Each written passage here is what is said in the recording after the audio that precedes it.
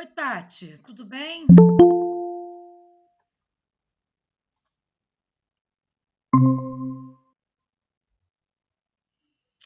Oi, Marcele,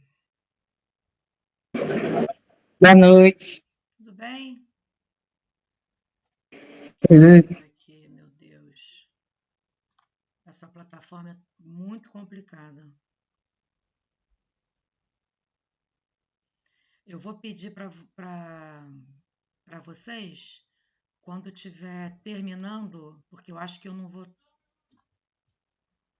Várias pessoas querem participar dessa chamada. Como é que eu vejo? Boa noite, pessoal. Permitir, permitir, permitir, permitir a todos. Vamos, vamos lá. Foi todo mundo?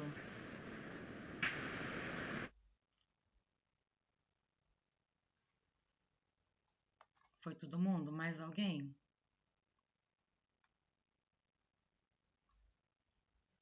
Alguém quer participar? Quem é? Isabelle. Acho que foi, né? Acho que foi todo mundo, né? Foi todo mundo. Agora, gente, eu não sei como é que eu uso muito bem esse negócio, não. Peraí.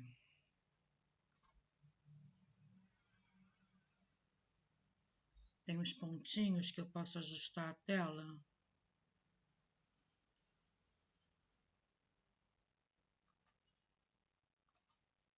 Aqui.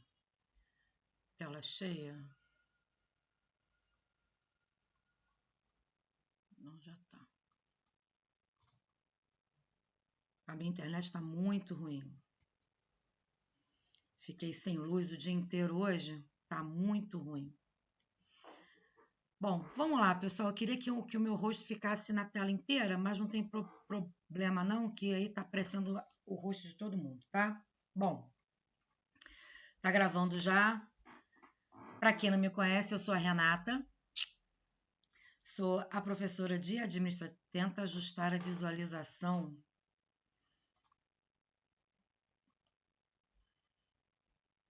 Não, chat não é.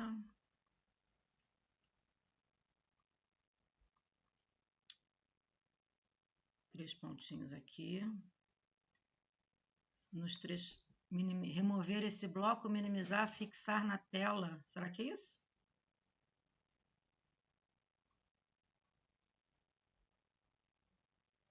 Reenquadrar?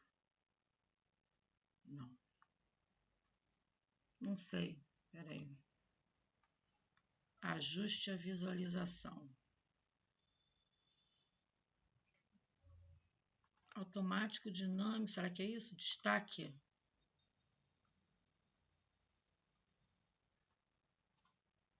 Não. Também não. Ai, meu Deus.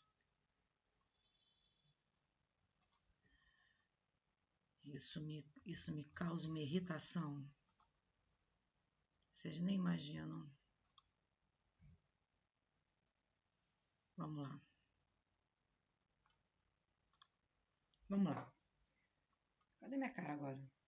Tá aqui. Bom, para quem não me conhece ainda, eu sou a Renata. Sou professora de Direito Administrativo. Quero primeiramente agradecer, obviamente, a todos que estão aqui e os que vão assistir posteriormente. Quem já me conhece sabe que eu não tenho muita intimidade com essa vida tecnológica. Acho que é uma limitação, né? Fazer o quê? É minha, né?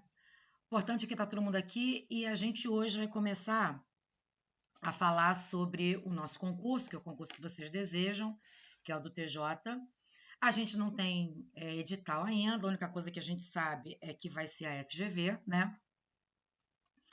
Então, a gente vai, por enquanto, nós vamos nos guiar pelo edital anterior, tendo em vista que a gente não tem um edital ainda especificamente, né? A gente começa pelo tema mais fácil, que é o tema agentes públicos, eu acho mais fácil, tá? Sendo que a gente não vai falar sobre o estatuto, porque eu não dou o estatuto estadual do servidor. Vou dar só a parte mesmo do direito administrativo, tá? E aí eu já mandei material teórico para vocês e selecionei 15 questões e a gente vai falar da matéria falando das questões gradativamente, tá? Como aqui é uma plataforma gratuita, a aula vai durar 1 hora. E quando estiver perto de terminar, eles vão avisar, aí eu faço outro link e assim sucessivamente até a gente cumprir o nosso mistério, né? Aqui na aula de hoje. Aqui tem um quadradinho. Engraçado que na mentoria passada não tinha esse negócio da tela ficar com todo mundo, ficava só o meu rosto, mas de qualquer maneira não tem nenhum problema que tá todo mundo aqui. Eu vou compartilhar até o meu teclado do meu computador. Ontem à noite ele resolveu dar um problema nas letras E e R. W, E e R, que simplesmente eu aperto e elas não funcionam, né? Como eu sabia que eu ia dar aula hoje, não deu tempo de me levar para o técnico, né? Para ver o que está acontecendo, né? Só para falar que as letras E e R, as letras W, E e R não estão funcionando. Não sei por quê. A gente vai começar a falar sobre os agentes plus. Eu queria que a minha cara ficasse toda na tela, mas não tá. Não vai ser possível.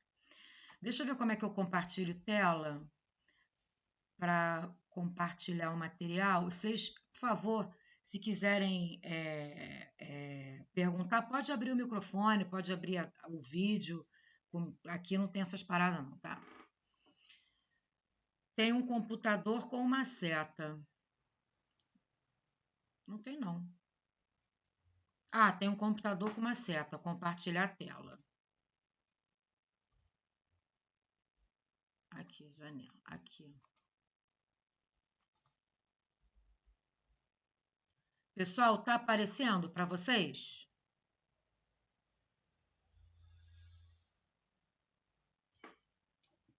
Hein? Tá aparecendo para vocês, pessoal? Sim ou não? Sim, está. Tá? Beleza. Então, vamos lá. Então, olha só. A gente começa a falar sobre os agentes públicos, tá?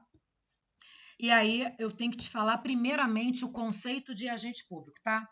Agente público, até quando a Constituição de 88 veio, ela não tinha... Peraí que tá aqui alguém querendo entrar.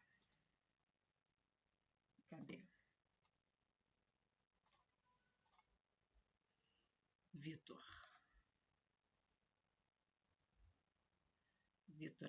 está entrando.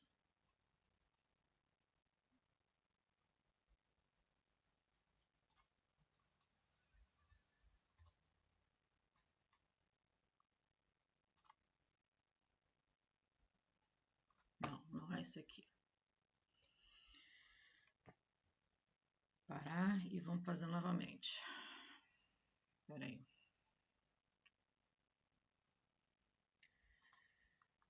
Cadê, meu Deus? Compartilhar. Mara. Permitir. Permitir. Vamos lá, compartilhar. Vamos lá, então. Olha só. A gente vai começar a falar sobre os agentes públicos. Eu devo dizer a vocês que o agente público é um termo genérico, tá? Quando a Constituição de 88 foi promulgada no dia 5 de outubro, daquele ano, ela trata do agente público, especificamente da administração pública, entre os artigos 37 ao 41 da sua Constituição. Só que ela não trouxe um conceito adequado de quem seria, né, o agente público. Alguns anos depois, em 1992, foi promulgada, entrou em vigor a Lei de Improbidade, Lei 8429 de 92, que também não trouxe um conceito muito bacana, né, de quem poderia ser considerado agente público, não, tá? E aí, porque a lei de improbidade, a gente vai ter uma aula só de improbidade aqui. A lei de improbidade, na verdade, ela veio regulamentar o artigo 37, parágrafo 4º da Constituição, que fala sobre a matéria. Só que ela não trouxe um conceito muito bacana, um conceito muito adequado, razão pela qual existiam 7 posições na doutrina para definir quem poderia ser considerado agente público, razão pela qual, como era muito controvertido, essa matéria praticamente não caía em concurso público, beleza? Ocorre que, em 98, a Constituição foi alterada pela emenda 19, pela reforma administrativa, continuamos sem um conceito adequado. Somente em 2021, pela Lei 14.230 de 2021, que alterou a lei de improbidade, é que a gente começa a ter um conceito melhor sobre quem poderia ser considerado agente público. E hoje nós temos um conceito bem bacana, mas que também não espanca a controvérsia doutrinária, beleza? Agente público, diz a lei, é qualquer pessoa física ou natural que executa, ainda que transitoriamente, com ou sem remuneração, uma função típica de Estado, seja a função legiferante no âmbito do Poder Legislativo, seja a função administrativa no âmbito do Poder Executivo, seja a função jurisdicional no âmbito do Poder Judiciário, incluindo os agentes políticos. Agora, a nova lei de improbidade, a nova redação, melhor dizendo, né, da lei de improbidade, não deixa mais dúvida, o agente político ele é alcançado, sim, pela ideia. O agente político é alcançado pela ideia de agente público, tá? Apesar disso tudo, existe ainda controvérsia na doutrina. No entanto, o STF já se posicionou no sentido de entender que agente público, de fato, é um gênero de que possui 2 espécies, tá? Nós temos o agente de fato e temos o agente de direito, beleza? O agente de fato é aquela pessoa que exerce uma função pública, porém não tem vínculo com a administração e ela age de boa fé. Essa pessoa realmente acredita que age imbuída, protegida, amparada por uma norma jurídica que legitime a sua atividade, beleza? Só que não.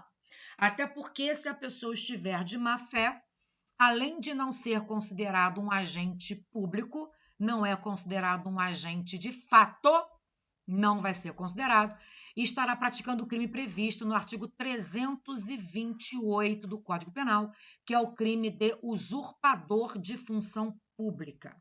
Beleza?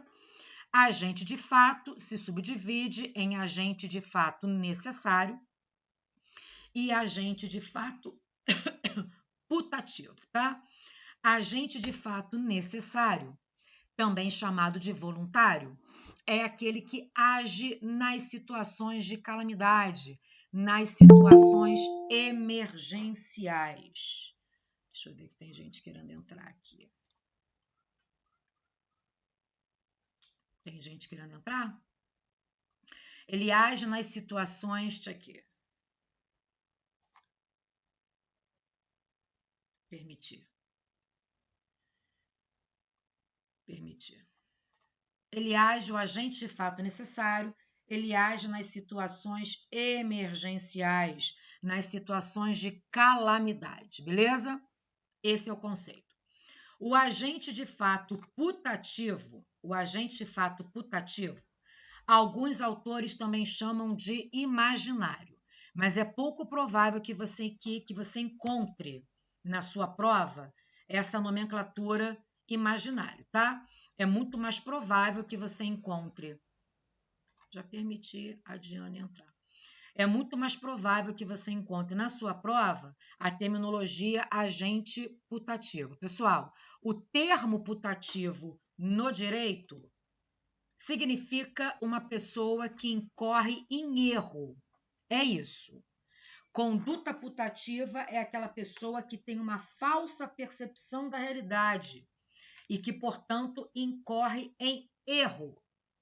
Qual hipótese? Agente putativo é aquele que está com a sua investidura irregular. Por quê?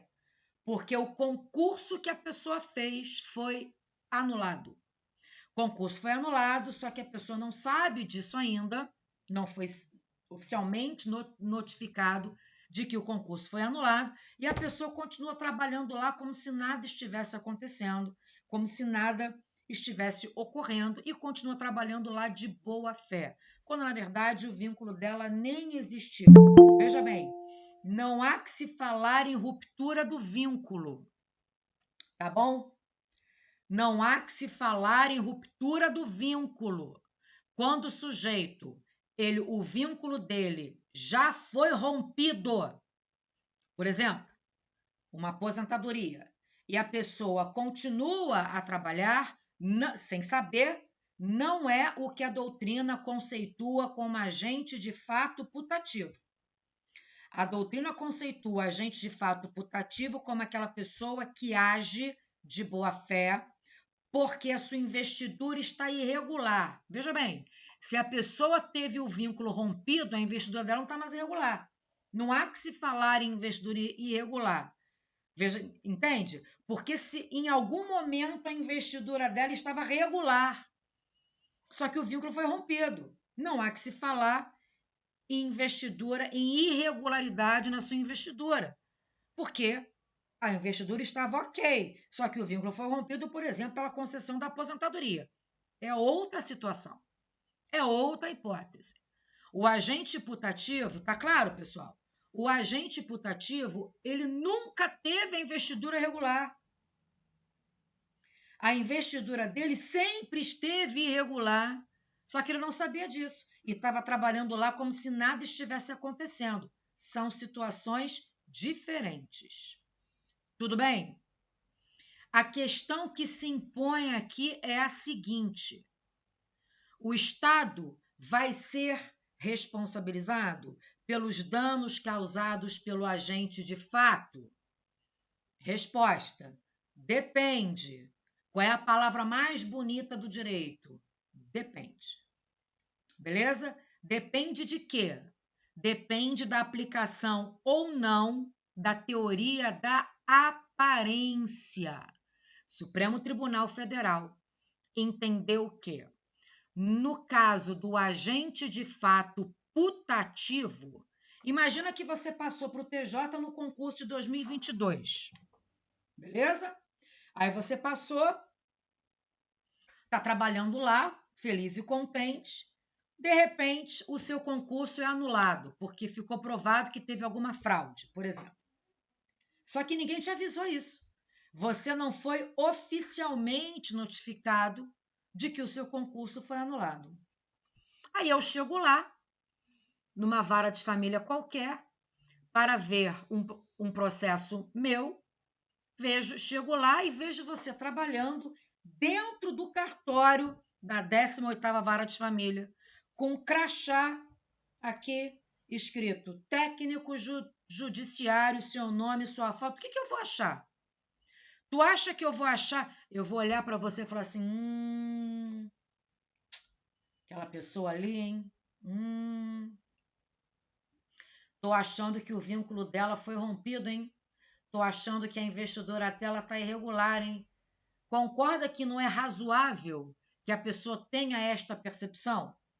Portanto, o agente de fato putativo ostenta a aparência de servidor.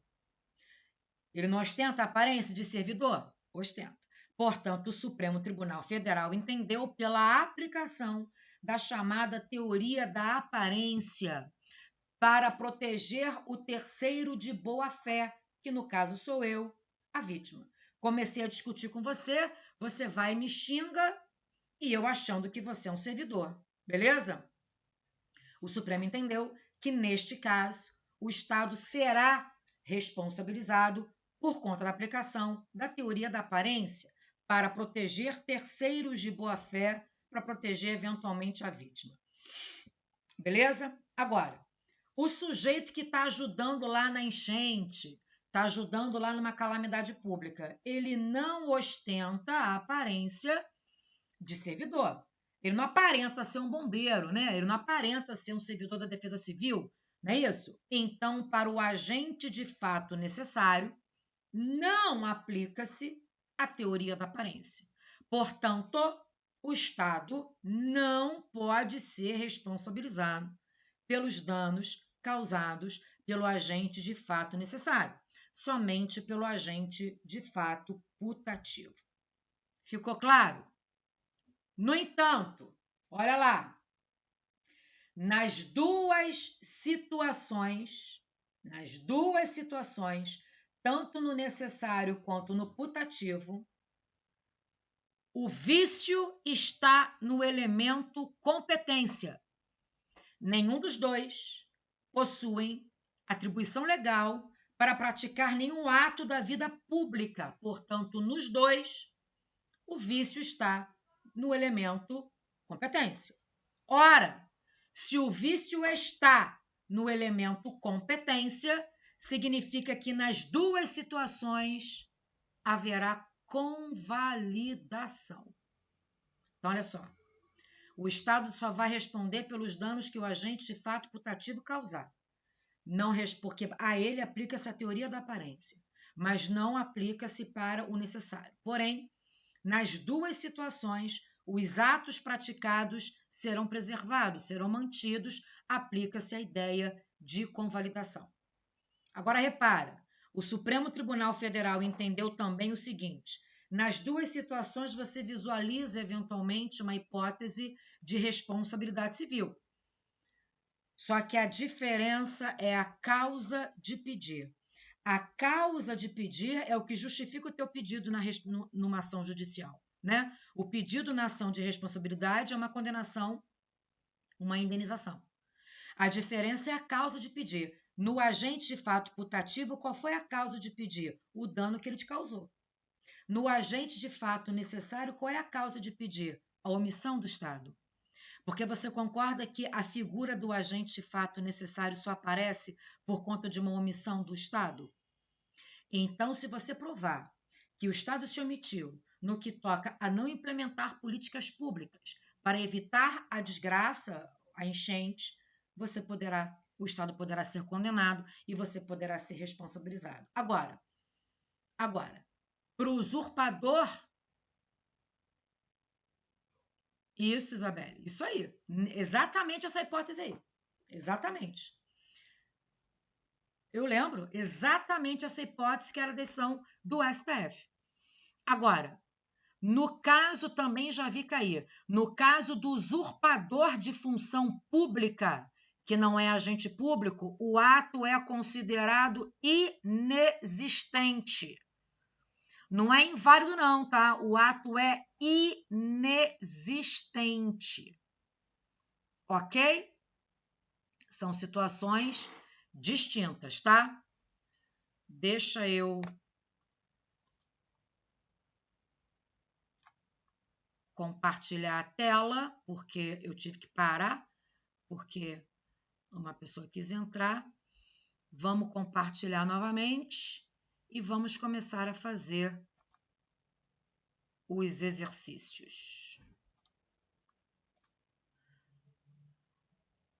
No caso da tragédia, o Estado responde. O Estado só vai responder, Isabelle, se você conseguir demonstrar um nexo entre a omissão dele e implementar políticas públicas para evitar a tragédia e o dano que você suportou pela tragédia. Aí vai ter responsabilidade. Entendeu? Você vai responsabilizar o Estado pela omissão e não pelo fato, efetivamente, de alguém ter, na hora de te salvar, ter te machucado eventualmente. Entendeu? São hipóteses diferentes. Peraí, Tati. A minha internet está muito ruim, porque lembra que eu fiquei o dia inteiro sem luz hoje?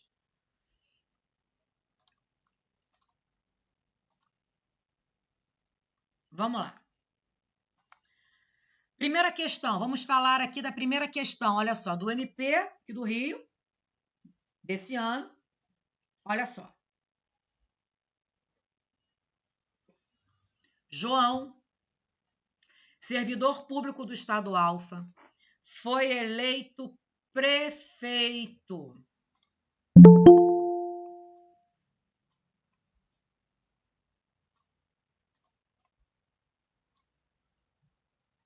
alguém querendo entrar, peraí.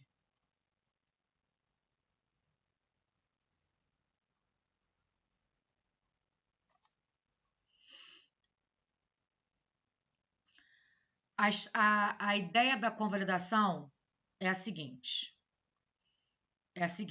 Deixa eu pegar aqui a lei 9784. Artigo 55. É o seguinte, ela não entendeu, vamos lá. Artigo 55 da Lei 9784 fala o seguinte, ó. Em decisão na qual se evidencie não acarretar em lesão ao interesse público, nem prejuízo a terceiros, os atos que apresentarem defeitos sanáveis poderão ser convalidados pela própria administração. A história aqui é a seguinte. Pessoal, quando eu começar a compartilhar, se você quiser me perguntar, eu peço que você fale, porque se eu vou ter que voltar, aí tô com medo de dar problema aqui. Seguinte, explicando a convalidação que surgiu a pergunta. Seguinte, se a gente sabe que no agente de fato, como eu falei, seja ele putativo, seja ele necessário, tá? Porque por motivos distintos, eles não são agentes de direito. Eles não têm vínculo jurídico com a administração pública. Concorda? Você vai passar no concurso, você vai ter um vínculo jurídico funcional com a administração pública. Então, você vai ostentar competência para praticar os atos definidos na lei que criou o teu cargo.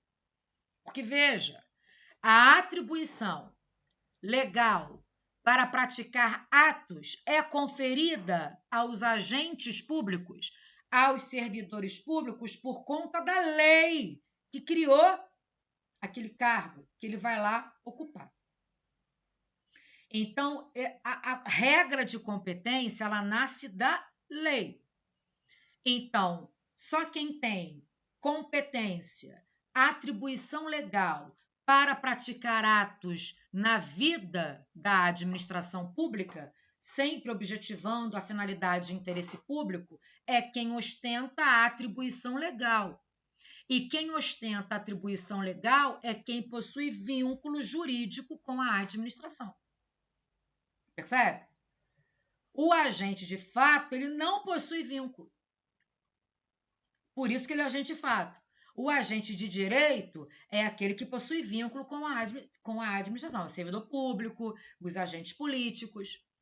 Ora, se o agente de fato, seja ele necessário, seja ele putativo, eles não são tecnicamente servidores, porque não possuem vínculo com a administração, em regra, eles não teriam atribuição legal, competência definida em lei para praticar nenhum ato administrativo.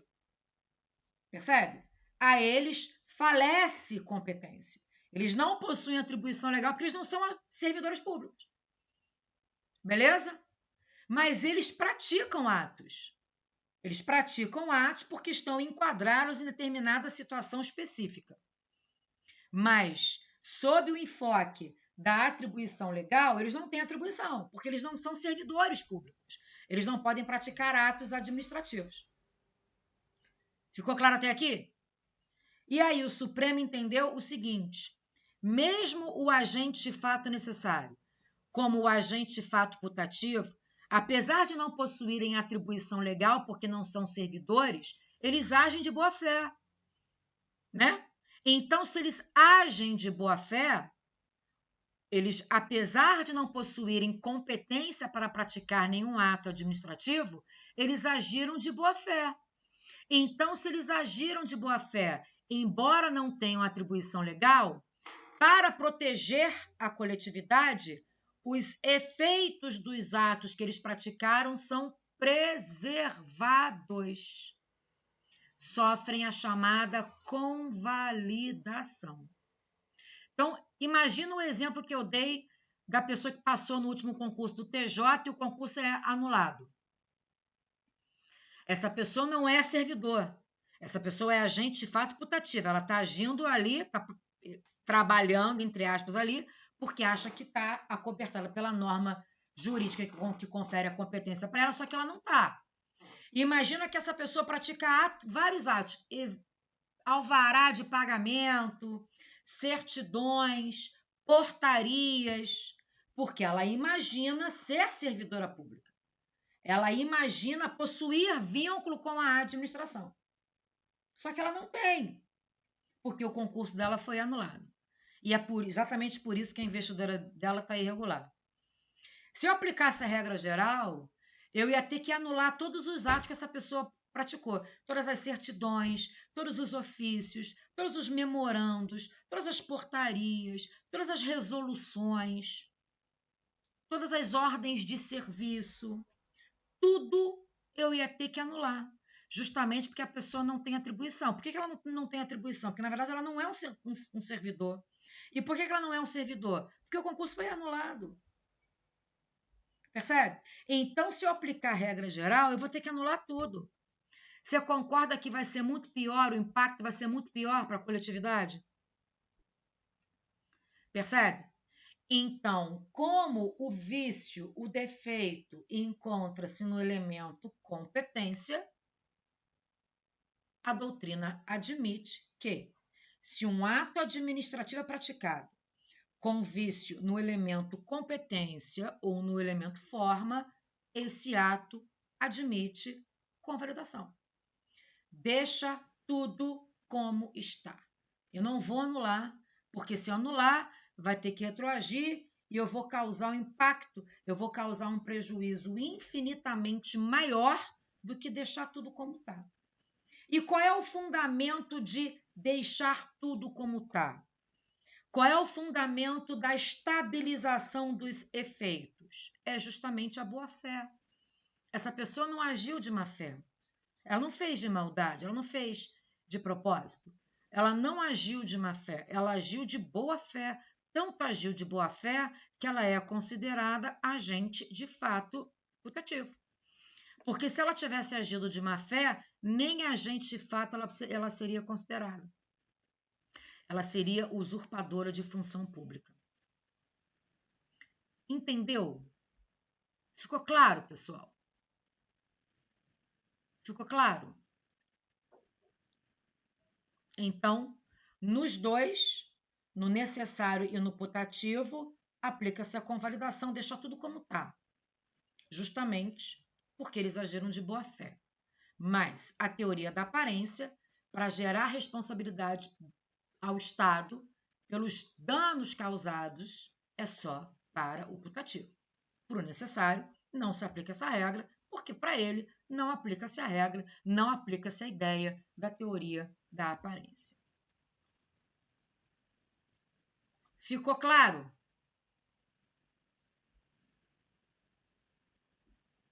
Tati? Tá claro? Isabelle, ficou claro? Sim ou não, meninas? Lembrando o seguinte, vamos dar uma beliscada aqui em processo civil. Não é a minha matéria, é da Daisy, mas quais são os elementos que vão garantir que uma ação seja inédita? Como é que você garante o ineditismo de uma ação? Quais são os elementos da ação? Partes, pedido e causa de pedido. Né? Partes, autor e réu. Pedido é o que você faz ao juiz. Tem que ser o pedido certo.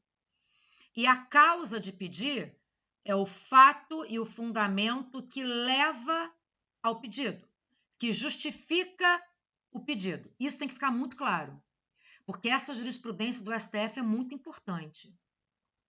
Então, o STF reconhece que tanto no agente de fato putativo como no agente de fato necessário, nos dois é possível visualizar responsabilidade civil do Estado.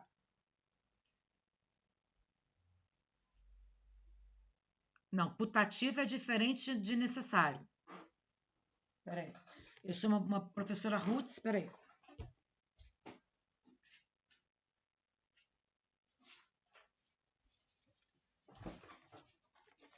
Nada como meu papelzinho para me fazer feliz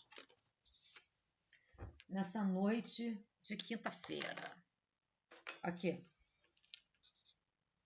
Não peguei a caneta errada. Peraí. Talvez assim fique mais fácil de você visualizar.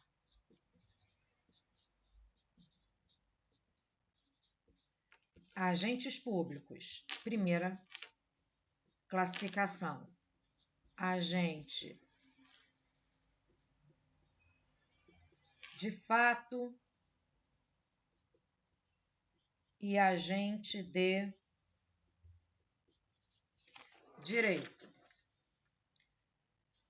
Agentes públicos, primeira espécie, agente de fato e segunda espécie, agente de direito. Agente de fato não possui vínculo com a administração e age de boa-fé. Agente de direito possui vínculo com a administração. O agente de fato, por sua vez, se subdivide em agente de fato necessário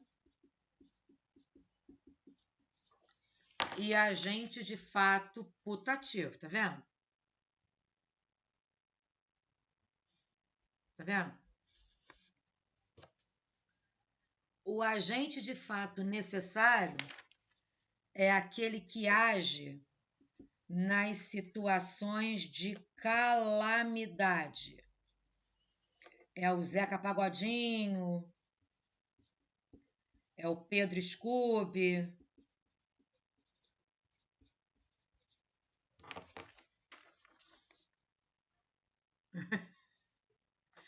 Isso aí, Tati. O agente de fato necessário age em situações de calamidade, de emergência. E o putativo é aquele que está com a investidura irregular. Beleza? Para o STF, aplica-se a teoria da aparência somente para o putativo. Para o necessário, não, porque ele realmente não ostenta, obviamente, a aparência de ser. Foi, Isabelle? Joia. Não ostenta nada como um papelzinho, né, Brasil? Não temos o quadro aqui. Nada como um papelzinho maroto que é para a gente elucidar, né? Ficou claro, pessoal? Então, olha só. Essa decisão do STF, ela é muito importante, porque ela é muito recente. Eu achei até que ela fosse cair na prova do MP, não caiu. Existe possibilidade de visualizar responsabilidade civil nas duas situações? Sim. Tanto no necessário quanto no putativo? Sim.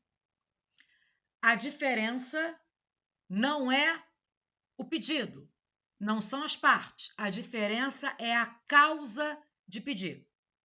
A causa de pedir, na hipótese, só para o putativo, Diane, só para o putativo, exatamente. A causa de pedir, o que te leva a fazer o pedido de indenização, na hipótese do agente de fato putativo, é o quê? É o dano que ele te causou. Então, eu tô lá, comecei a discutir com um pseudo-servidor, tô achando que o cara é servidor, e o cara vai lá e me xinga. Nem ele sabe que ele não é um servidor, nem ele sabe.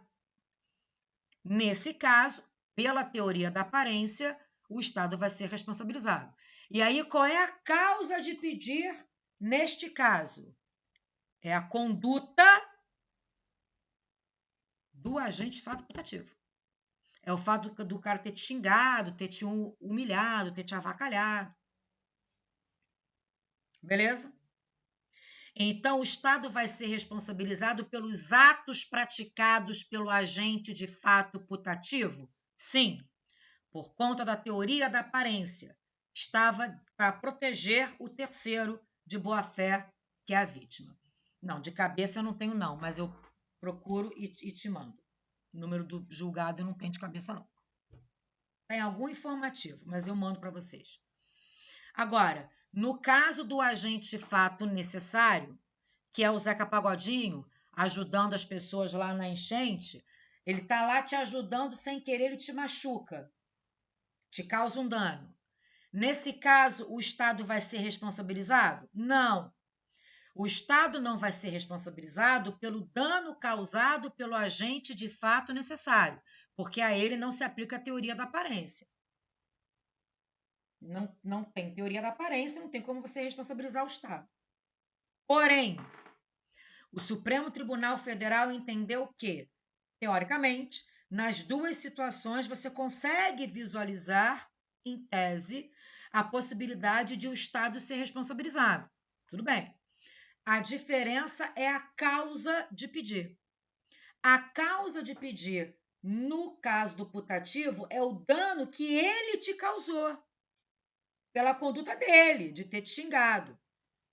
Agora, no necessário, não é o dano, não é a conduta do necessário que vai gerar responsabilidade para o Estado, porque não aplica-se a teoria da aparência.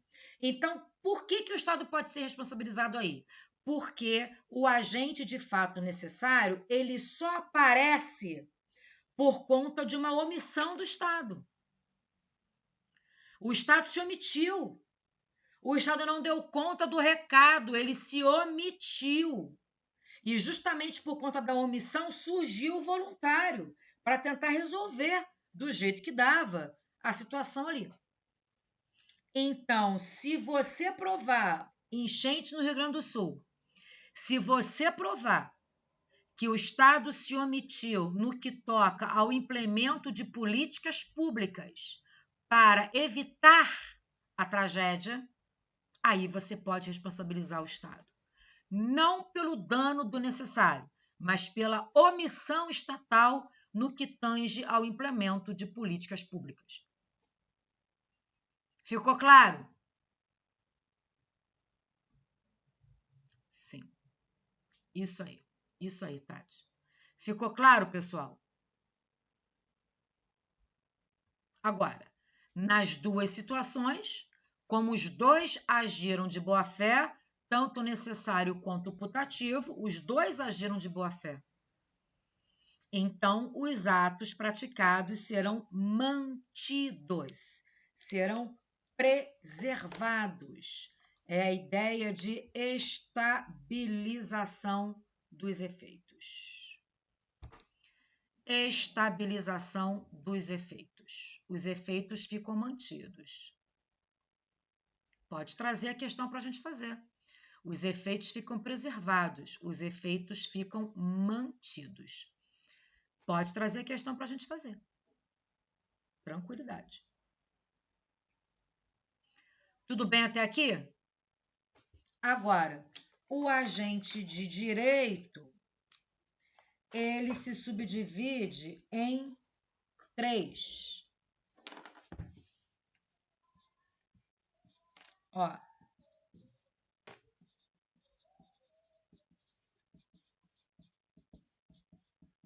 Agente político, particular em colaboração,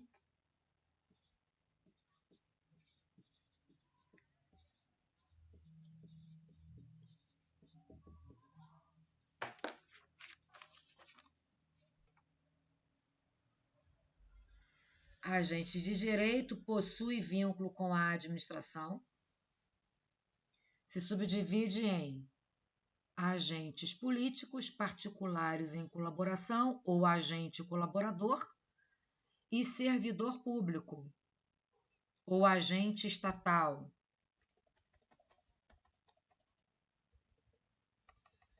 A letra E não está funcionando. Tá claro? Então, o servidor é uma espécie do gênero agente público, né? Agente de direito é a pessoa que tem vínculo com a administração, não importando a origem do vínculo. Não importa a origem do vínculo. Minha chamada acaba em 15 minutos. Ok, a gente vai fazer outro link. Não se preocupe. Não importa a origem do vínculo. Não importa se é um vínculo por nomeação, se é um vínculo por contratação, se é um vínculo por eleição, se é um vínculo por convocação ou se é um vínculo por designação. Não importa. Nomeação, contratação, eleição, convocação e designação. Não importa a origem do vínculo. Não importa. Não importa a origem do vínculo. Eu vou fazer o quadro bonitinho dos agentes públicos num papel bonitinho e mando para vocês ainda hoje, tá? Vou fazer. Tiro uma foto e mando para vocês ainda hoje, tá? Tá? Não se preocupem, para que vocês não fiquem sem essa informação. Agente político, né, é aquela pessoa que exerce uma função política. E o agente político se subdivide em 4. Os políticos mesmo, né, os detentores de mandato eletivo, os políticos propriamente dito, os detentores de mandato eletivo, seja no poder legislativo ou no poder executivo. No poder legislativo, senador, deputado federal, deputado estadual e vereador. No poder executivo, presidente, governador e o prefeito. Beleza? A segunda subespécie de agentes políticos são as pessoas que vão compor os altos escalões do governo. Ministros de Estado, secretários de governo, assessores parlamentares, presidente das estatais brasileiras e os diretores das agências reguladoras. Beleza? Por fim, pela terceira subespécie de agente político, e aí, se isso cair na sua prova, essa é a resposta. Terceira subespécie de agente político são os membros do Ministério Público, os membros da magistratura e os membros do Tribunal de Contas. Lembrando que Ministério Público e magistratura fazem concurso público. 2 anos depois, alcançam a chamada vitaliciedade. Membros do MP, membros da magistratura e membros do Tribunal de Contas, os 3 são agentes políticos. Os 3 ocupam cargo vitalício. Os 3 possuem vitaliciedade. Portanto, só perderão cargo de uma única maneira: sentença judicial condenatória transitada em julgado pela prática de um crime ou por ato de improbidade administrativa. A diferença é que membros do Ministério Público e membros da magistratura fazem concurso público. 2 anos depois, alcançam as garantias institucionais dessas carreiras. Quais são? Inamovibilidade, vitaliciedade, independência funcional e irredutibilidade do subsídio. Agora, membros do Tribunal de Contas não fazem concurso. É um cargo de livre nomeação, mas não é de livre exoneração. É um cargo vitalício sem concurso público. Tribunal de Contas da União, quem indica é o presidente, para ser ministro do TCU. Tribunal de Contas do Estado, quem indica é o governador, para ser conselheiro do Tribunal de Contas do Estado. E Tribunal de Contas do município só existe nos municípios do Rio de Janeiro e São Paulo, porque foram criados antes da Constituição. A Constituição de 88 não admite mais a criação de TCM, mas os 2 que existiam continuaram a existir. Beleza? Nesse caso, quem indica é o prefeito. Requisitos: notável saber jurídico e reputação ilibada. São os requisitos para a indicação para membro do Tribunal de Contas. É um cargo de livre nomeação, mas não é de livre exoneração, porque não é um cargo em comissão, mas sim um cargo vitalício.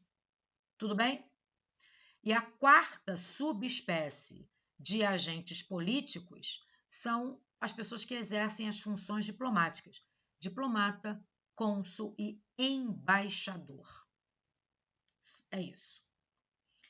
Segunda espécie de agente de direito são os particulares em colaboração, ou agente colaborador. São 3. Agente honorífico, agente credenciado e o agente delegado. Agente honorífico é aquele que é convocado pela administração. Exemplo, mesários, jurados, convocados. Agente delegado, agente credenciado são aqueles que são designados para representar o Brasil em algum evento de natureza internacional. E o agente delegado ou delegatário, artigo 236 da Constituição, tabelião e notário de cartório. Fazem concurso, tá? Mas não ocupam cargo, eles fazem concurso para exercer uma função delegada do Estado.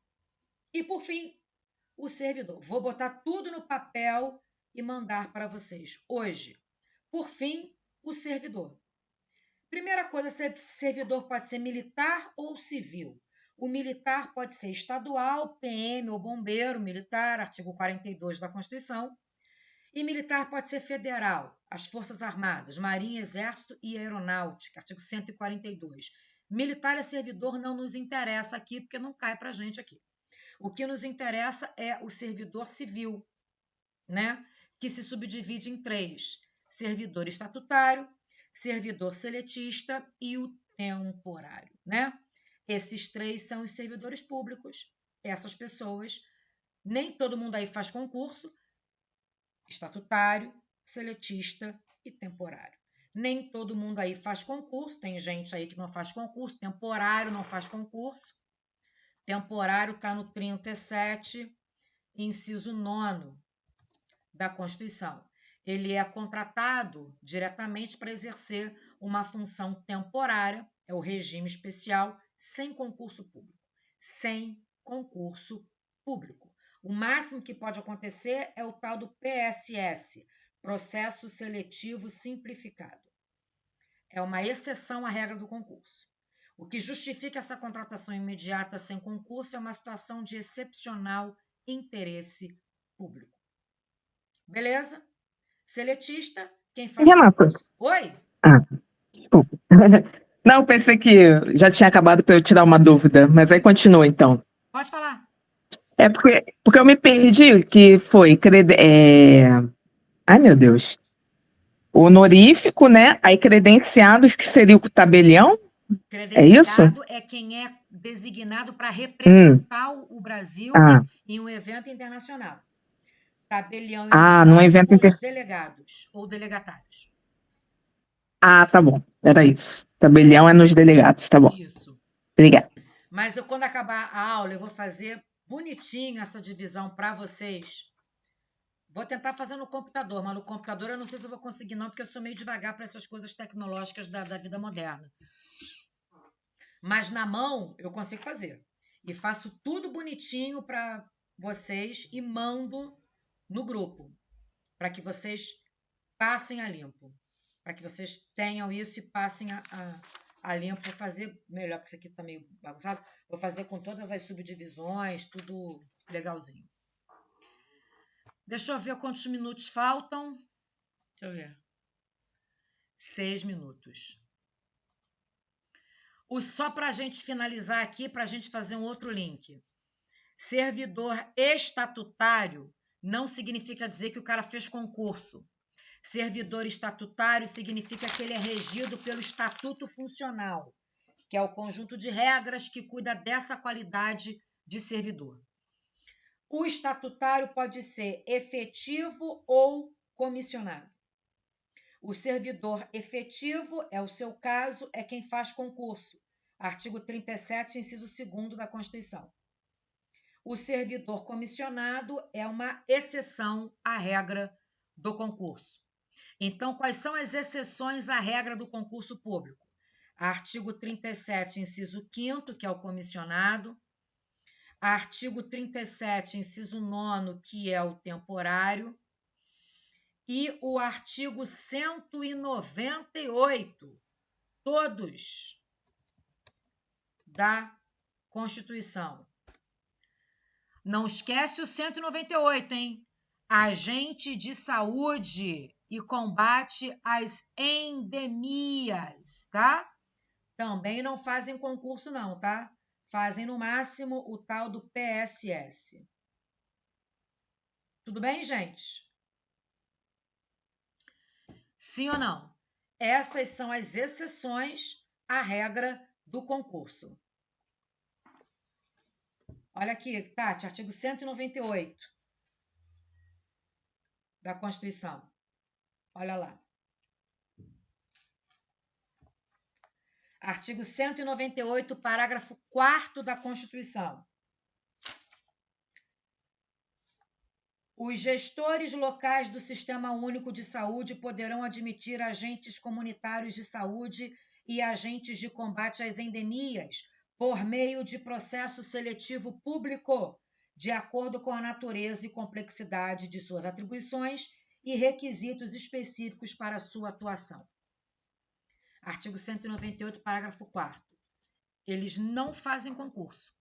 Eles são contratados diretamente ou podem fazer um processo seletivo simplificado. Assim como o IBGE. Processo seletivo simplificado não é concurso. Portanto, é uma exceção à regra do concurso. Entendeu, Tati? Joia? Agora, você consegue vislumbrar para a gente terminar mais uma exceção à regra do concurso, além dessas? É o 5º constitucional, né, pessoal? 1/5 das vagas de todos os tribunais brasileiros serão preenchidos por pessoas que não são oriundas da carreira da magistratura. Portanto, é uma exceção à regra do concurso, em que o sujeito se torna magistrado sem ter feito concurso. Exatamente, Lázaro. Não são efetivos e não adquirem estabilidade. Exatamente. Isso aí. Justamente porque são exceções à regra do concurso público. Tudo bem? Pessoal, eu vou encerrar essa chamada. E vou fazer outro link e no outro a gente retoma a nossa conversa. Beleza? Deixa eu encerrar aqui e já faço outro link. Espera aí.